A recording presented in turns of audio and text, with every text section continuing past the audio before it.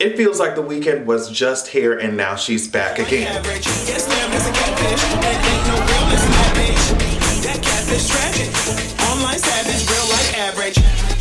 So I need to make sure that you all are checking out patreon.com/AdrianExpression. Go over there and listen to the latest episode of the Expression podcast. Go read a bunch of articles, early content. You already know what it's giving. So quarantine has everyone acting up in their homes, right? On one hand, you have people like Megan Thee Stallion, who's over here doing, that challenge, dancing around on Miss TikTok. Then on the other hand, you have people like Young Thug, who thought it was cool to get on social media and let us know that even though he washes his whole body every time that he wakes up, his peen still manages to be dirty. My chest, my body be clean, but every time I wash my dick, it be dirt on the rag. I'm not sure why he thought that was something that we wanted to know that particularly piqued our interest, but nevertheless, that's what's happening. And since I already spoke on Megan is out here releasing merch. She's over here throwing up bundles. She's over here tweeting, please stream it. Please stream Savage. Please stream the Savage remix. And Beyonce is nowhere to be found. She's giving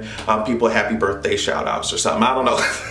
The battle for #1 continues. And the stands are going crazy. I'm just watching it in the background like this. Let's talk about TV and movies real quick before we go back to the music industry. First of all, they're telling us that the sequel to Spider-Verse is coming out October 7th, 2022. There's a whole lot of excitement online happening about that. What else? How to Get Away with Murder says this past Thursday was the episode before the finale and things are just building up. Like I said on Twitter, this whole Bonnie and Frank love story seems very forced. Not sure who really believes that, who wants to see that. Annalise was dragging all these girls in the courtroom while representing herself. It was beautiful to see. I do not believe that Annalise is dead. Let you all know that right now. I think that maybe she faked her death or something. Maybe that's what they're gonna show us in the last episode, that after she went through all of that drama, she said, you know what, good riddance, I don't have to be this lawyer anymore. I'm going to go ahead and fake my death. No Lazarus, because I'm not coming back. I'm gonna withdraw all my money from my IRA and I'm gonna I'm taking my ass on vacation for the rest of my life. I think that's what's gonna happen, but let me know what y'all think. Moving back to the music industry, Teyana Taylor dropped this really cool looking cover for her album that I think is called literally The Album. It's going to be released on June 2020, and this is what she had to say about it. This album is definitely more of a vibe. I really don't do fast songs like that. There are some head boppers. It's not super fast. You can dance and you can cry and you can ride.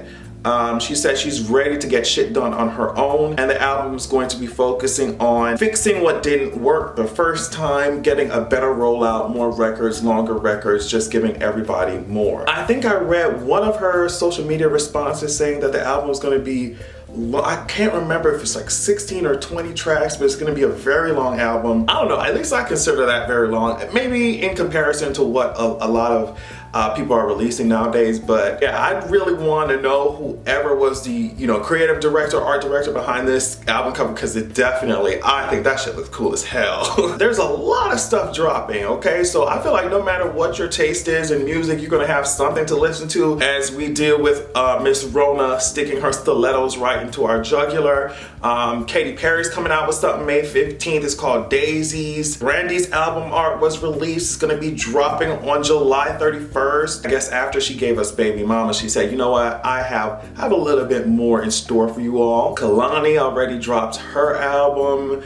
There was this whole thing with Ariana Grande and Justin Bieber. The song and music video was called Stuck With You. I think it's a cute little song, cute little quarantine, stay your ass at home kind of song. There was a whole bunch of celebrities in there, a whole bunch of fans in there with their pets and stuff. Justin Bieber obviously was in there with his wife. Now, according to what I've been seeing online, and I've been doing a little bit of skimming, Ariana Grande apparently showed her man, or I guess her new man or something. I don't want to spread no rumors. rumors, so you ain't hear it from me, okay? But apparently somebody said Ariana Grande was showing off her man. So, okay, so I had to stop recording for a second so I could find the actual pictures, and here they are. Now, you can't really make out his face like that, but what I can make out is the fact that he has on that hood. I don't know if Ariana said, you know what, make sure you place this hood on your ass before you turn in a certain angle towards the camera, because I'm not trying to have these nosy fans in my business. I'm not gonna speak for too long on 6ix9ine because I feel like whoever created him didn't spend too long on that either. But he's apparently out, I don't know if it's temporary or whatever, from prison. There were a lot of reactions. There were people who swore he was canceled, and yet I think his most recent Instagram live had 2 million people watching that shit. I find it so funny that niggas are like, some of these niggas are so mad that 6ix9ine is out here, as if that like a lot of them weren't the same ones boosting his ass up. Like, a lot of them overlooks all the trash that that nigga has done. They look over the garbage type of person that that nigga is, and really just let him in their spaces, let him do whatever the hell he wants. But now he's a rat, now he's whack. Now I'm just like, sis, he was all of that before any of this happened. And y'all, it's like, if y'all would have just left him where y'all found him, we wouldn't be in this predicament. But here he is, uncanceled.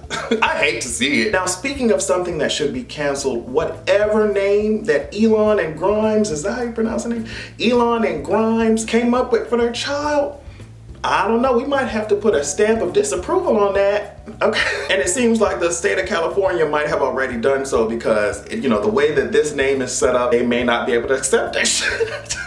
So this is apparently the name of their new kid. Now, if you ask me how to, don't ask me how to say this. I had to triple check to see if somebody was playing around with me or if this was fake. This is definitely real. Now, this is Grimes' explanation of the name. Unknown variable, then she moved down to AI, and then the A12 references the SR-17, which I think she's talking about the SR-71, which is extremely fast plane, one of the fastest, I think. So an aircraft. Now, let me tell you something. I'm very grateful to my mother for giving me the name that I have, because if I walked around here like Y equals MX plus B, if I was walking around here talking about A squared plus B squared equals C squared, just go ahead and hand me the Scantron so that I can fail the test, and maybe they'll give me a new assignment that doesn't have any equations on it. The only equation that I would want to really be named after at this point is 1 + 1 = 3, because I'm looking around and there's a lot of shit that does not add up. So here's one of the reasons why I will always say that I think it would be in everyone's best interest if LGBT actors were to just go ahead and play these LGBT roles. Elie, who plays Ahmal on Insecure, did some interviews. I think, you know, Essence and Advocate covered it, where he talked about his experience playing the role and blah, blah, blah. And he said a bunch of weird stuff, but it's to be expected from a lot of these like cishet people who go into these roles, instead of, like I said, the queer people who need to actually be doing them. Now, news of what he said in the interviews hit social media, and some people were talking about it or dragging it, and including myself, and he was adding me and other people saying, you know, I didn't mean to offend, and we can have a conversation about it. But before I even talk about what he actually said, I think that's part of the problem, because in some of these interviews, he was like, yeah, I did all this research and I researched what it meant to be a gay man. And it's just like, what research did you actually do if you're going to these magazines saying shit like that? I feel like if y'all are not gonna hire these LGBT actors to play these roles, the least y'all could do is pay people for the intellectual labor that they're gonna have to go through coaching your ass to walk around with us as a costume for y'all profit. It's just so annoying. Essence asked him, after playing this role for a few years, what can you say are some misconceptions or tropes about black gay men in television and films? So let me read you some of the things that he said. Essence asked him, after playing this role for a few years, what can you say are some common misconceptions or tropes about black gay men in television and films? And he said some common misconceptions are that they are all feminine and sassy, maybe more like a caricature, not the person I wanted to portray. Representation matters, and the gay people in my circle don't behave like that. The Advocate brought up the fact that a lot of people criticize his straight ass for taking a role, you know, taking a gay role, and they say this criticism is part of an ongoing debate over whether LGBTQ roles should be reserved for LGBTQ actors, given the long history of casting discrimination against them. Then this nigga said, Neil Patrick, this is what he said in response to that. Neil Patrick Harris plays straight men all the time, and I don't see people really giving him shit for that. Also, you're acting, and I took a chance, and I made sure I did my research and did my homework before I even stepped into the shoes because I did not want to come off as, fake or a caricature. It's crazy that, Hollywood does not even allow a lot of times gay men to even act as gay men in TV and film. I mean, widespread discrimination against LGBT people in Hollywood. And I love how Billy Porter was at the table with other straight actors who, some of them played gay people. And he was just like, I've struggled to even get a role. So that's going on, and this nigga brings up, well, one gay person that I know off the top of my head can play a straight man, and that's the only example that I can point to. It's just like, please. And then he ties that into like not wanting to come off as a caricature, and it's just like, we've been really nice about this Ahmal character, but the way he's written, he's comic relief. He's this, and he's talking about, oh, well, this Ahmal is not feminine, girl. Yet, what are you talking about? He gives me butch queen tease. He's definitely the one-liner. He walks in the scene, if he has a boyfriend, shows his boyfriend off real quick, and then he walks out. Very much a caricature. And the only scene that people are pointing to is this dinner scene with Issa. And I know the show is about Issa, but at the same time, Ahmal has just been the court jester to the show. And then he goes on to talk about the fact that some people assume he's gay because he plays this gay character on TV. Then he says, oh, they're constantly sending wild DMs to me.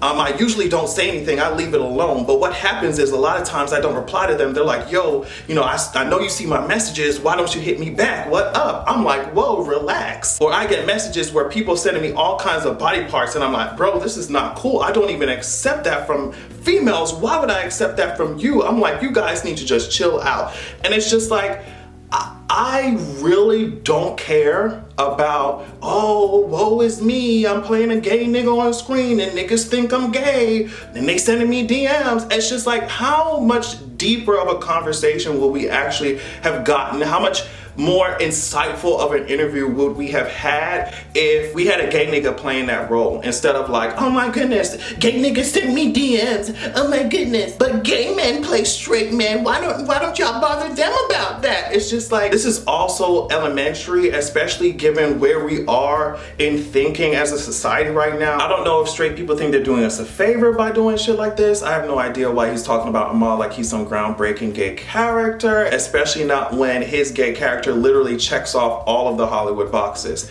Gay character played by a straight man, check. Doesn't have more than like 6 lines in the whole episode, check. Is only there for comic relief, check. We don't know anything about his life, check. Except some sassy one-liners. So yeah, you can definitely tell when someone who is not LGBTQ tries to have a deep conversation about preparing to play gay roles, playing gay roles, and the fan reactions to gay roles. They try to have this deep conversation and it ends up being as shallow as their understanding of LGBT issues in general. Just hire LGBT actors and actresses to play these roles and actually give them something of substance, so we won't have to hear about these straight niggas so mad that they have to dodge, gay niggas DMs and shit. It's like, girl, stick to your lane then. So yeah, let me know what you think of all that. I think I'm done running my mouth. I love you all so much. Make sure you have an amazing weekend. Stay safe and have a good goddamn evening.